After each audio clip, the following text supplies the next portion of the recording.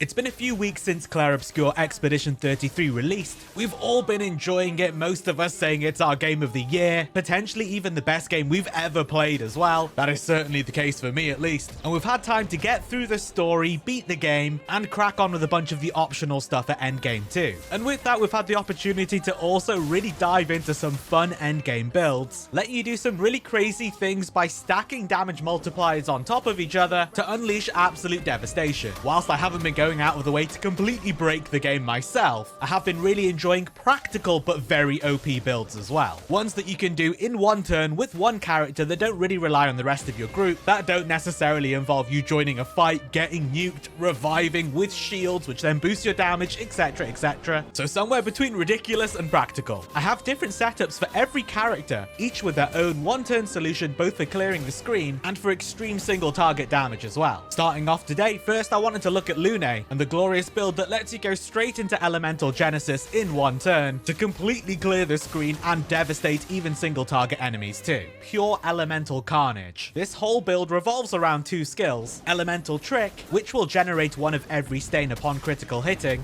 and Elemental Genesis, dealing extreme damage to all enemies but requires you to have all 4 of the elemental stains. Easy peasy, just get yourself to 100% crit rate, so then Elemental Trick will always give you all 4 stains. As a backup, it is also useful to have other skills in case the enemy absorbs one of the elements. Stuff like Mayhem, Hell, Lightning Dance, they're all great. For the Pictos, we're going to bump up the crit rate as high as possible, preferably 100%, but as close to it as you can get. You can try and align this with skills that you actually want as well, but the crit rate's what's really important. For the weapon, we want the power to be as high as possible, so we're using the Scaverim over here, which scales primarily off vitality and secondarily off agility. Don't worry about any of the Dark Stain abilities here. They won't activate on Elemental Trick, and they won't activate after Elemental Genesis if you one-shot everything. This weapon will get you the most damage out with this setup. You can also take stuff like Kralim, which will generate 1 AP when stains are consumed, and given that on turn start, if you have no stains, you will have 2 random stains. These will be counted as consumed when you use Elemental Trick, which gives you 1 bonus AP. This is nice for when you want to go straight into Hell after using Elemental Trick, if for whatever reason you don't want to use Elemental Genesis, but your damage is going to be better with Scaverim. As far as I can see, it's not impacted by the level 4 ability at all. That is strictly speaking for elemental skills. Same thing applies for Betalim over here. You will get the extra AP for using Elemental Trick for the 2 stains that do get eaten, but you don't get any bonus damage from the level 4 ability. I tested the Betalim up against the Kralim and it wasn't stronger. Whatever you do go with, it's going to be super powerful, so don't worry too much about min-maxing. It's way more important that you understand the core principles of the build. Speaking of, the build isn't complete unless we actually go into the Luminous over here. It is super important that you have really good AP generation from the get-go. So you're going to need Energizing Start 1 and 2. Energizing Turn will be very useful as well. Energizing Powerful combined with Auto Powerful, and that should see Lune start with 9 AP, absolutely raring to go. Of course, it should go without saying you're going to need Cheetah so that you always play twice in a row. Absolutely crucial to this build. You get it from Sprong, that giant Nevron sticking out of the water. He's pretty tough, so you're going to need to be post Act 2 and quite powerful, and you're going to be in for quite a long fight. It's got a lot of HP. You'll also absolutely want to have Painted Power so that the damage cap can be lifted. You get this automatically after beating the Act 2 boss, so keep going and you'll get this eventually. After the 2 essentials and your initial AP generation, you're going to want to boost your damage as high as possible with as many different skills as you can. Stuff like Full Strength, Blast Cannon, Greater Powerful, Immaculate, Inverted Affinity, Tainted. Solo Fighter is going to be absolutely huge as well if you're just running this solo. At Death's Door, if you're getting yourself to 1 HP and stuff like that, I don't really bother, but it's an option for you as well. And all that's left is to go test it out. There is one caveat with this setup with this build. I already alluded to it. It's that if any of the elements are nullified or absorbed, that hit will not count as a critical strike. So you won't actually generate the corresponding stain. You need all 4, 1 of each, in order to do Elemental Genesis. With the weapons that start you off with 2 random stains, like the Kralim, this can happen and you can still have all 4, but you're kind of rolling the dice on that. Upon entering a battle, you will have full 9 AP, so you can absolutely pick and choose what you want to do. Of course, we're here with a specific purpose. We're going to use Elemental Trick for 3 AP, smacking the enemy 4 times and generating all 4 of the elemental stains. You will then replenish another 2 AP on your turn start again, which you will go straight into because of Cheetah, giving you 8 AP or 9 if you're using one of the weapons that generates it on consuming stains. Either or, Elemental Genesis is only going going to take up 4 anyway. Pop it and lock it and watch Lune go to town on the orbital elemental lasers. This deals an absolute ton of damage, easily going up into the millions, great for single target enemies and even better for multi-targets, giving you a super easy method to screen clear, not convoluted, doesn't rely on any other teammates. You can do it solo, you can do it in a group, you don't have to jump through any of the crazy hurdles of first killing yourself to then get auto revived.